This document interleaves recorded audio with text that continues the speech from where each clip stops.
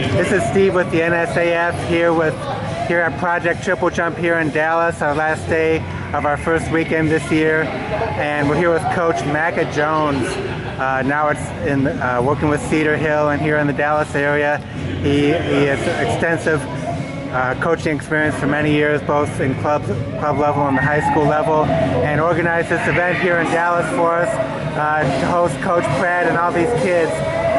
Coach, you know, one thing I will have to say, and sorry for the church music in the background here, but you know, one thing I always love to tell people about Coach Macka, if we get started out here, is, you know, that you weren't an immediate fan of the triple jump when you first tried it yourself when you were an athlete, and obviously now you've come to totally love it. Can you talk a little bit about that initial reaction and how you grew to love it beyond that?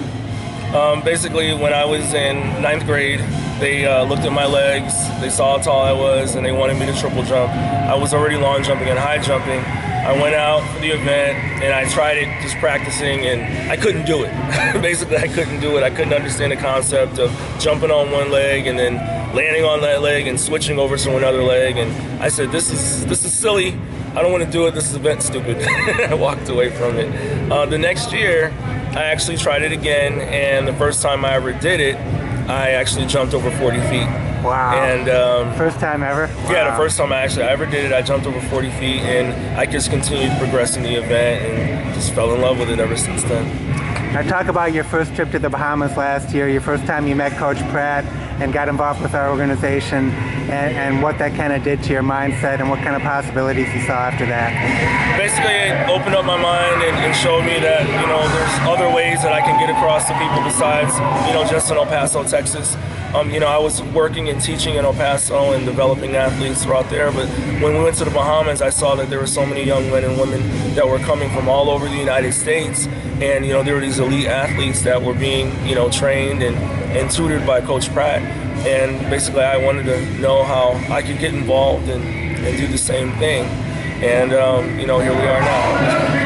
And I have to give a shout out to the late Coach Walker, Cedric Walker, yes, too, with our board member and organization, because he was actually instrumental in getting you to that, yes, the Bahamas the first time, wasn't he? Yes, he was. He was very instrumental. You know, I'm forever grateful for Coach Walker. He helped me out so much and helped out my athletes in the brief time that I've known him, and you know, my heart goes out to his family. Now, you know, we've talked about each kid with this a little bit about this weekend, but you know, you're the person I really want to talk about this, and that topic is, you know, improvising, man. You know, we really had to do some major improvising this weekend with the weather conditions. You were the organizer here, and I think you really pulled it off. The kids had a fantastic time, and were able to find ways to do a lot of things. Can you talk a little bit about the challenge of the organizational aspect of this and what you learned this weekend from pulling off this event? Basically what I learned is I always have an alternative site available. Don't just rely on one. I thought I had everything all locked up. I had this planned months in advance, and basically I didn't plan on the weather. It turned very quickly. It went from 84 degrees on Sunday to when we actually had the camp to start on Thursday to 30 degrees. So, and even now today we're talking about freezing rain or maybe snow. And that happens in late November about once every, what, 10, 15 years? Yes. Probably. Yeah.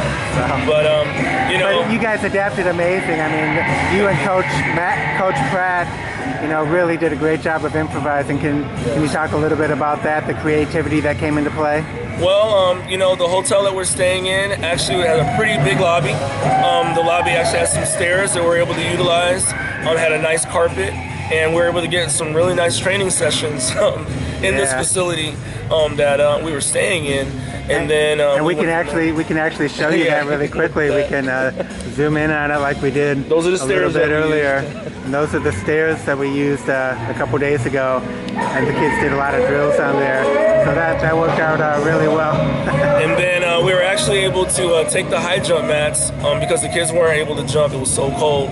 We brought them into the gymnasium at the school that we were using, and we were able to actually make like a makeshift runway and do some drills, some 3-step, 2-step, 1-step jumps, and it worked out. It worked out, and actually was beneficial to the kids because a lot of them live in some environments such as this where it's cold all the time, such as Seattle and maybe New Jersey, Minnesota. and the majority of the year it may be snowing or raining, and they're not able to use their outside facilities. So they actually saw they can train year round using things that are all around them every day that they may not have looked at before. And how excited are you now about the big picture aspect of this project, with the kids having 3 opportunities a year with Fort Lauderdale and the Bahamas, and what we can do long term in this event for the United States? Well, as Mr. Pratt like to say, everything should come in 3s because we work with the triple jump, so we're able to do it now. Hop, step, and jump. Yes, a hop, step, and the jump. So we had our hop aspect already. We're going to have our step when we go to Fort Lauderdale, and our jump's going to be in the Bahamas. I think that it's going to help with the development of this program because the kids get more opportunities to see Mr. Pratt, to see myself, and to learn as much as they can throughout the years that they'll be in the program. Okay, well, thank you so much, Coach. We'll look forward to Fort Lauderdale. All right, thank you. Looking forward.